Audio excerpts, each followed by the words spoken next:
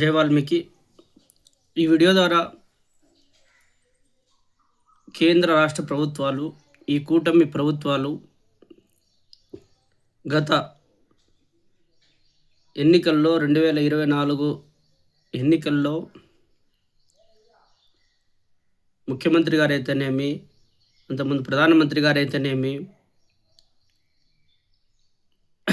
గౌరవ ఈ కూటమి నాయకులు అయితేనేమి వాల్మీకి బోయలను ఎస్టీ జాబితాలో చేరుస్తామని చెప్పి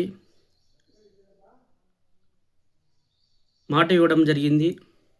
ఇప్పుడు జరుగుతున్నటువంటి పార్లమెంట్ సమావేశాలలో గతంలో శబరి మేడం గారు ప్రవేశపెట్టారు. ఆ బిల్లు ఏమైపోయిందో, ఎక్కడ పోయిందో, ఇప్పుడన్నా అది ఆ బిల్లు ప్రస్తావన తెచ్చి మా సమస్యకు పరిష్కారం చూపించాలని గౌరవ కుల ప్రజాప్రతినిధులని ఈ సందర్భంగా నేను కోరుకుంటున్నాను. ముఖ్యంగా గౌరవ ఎంపీ గారు ఎంపిక లక్ష్మీనారాయణ సార్ గారు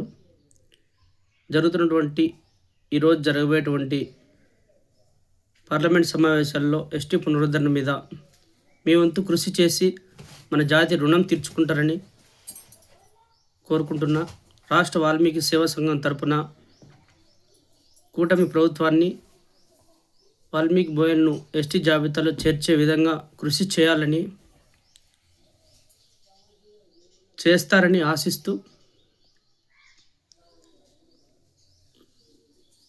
మరొకసారి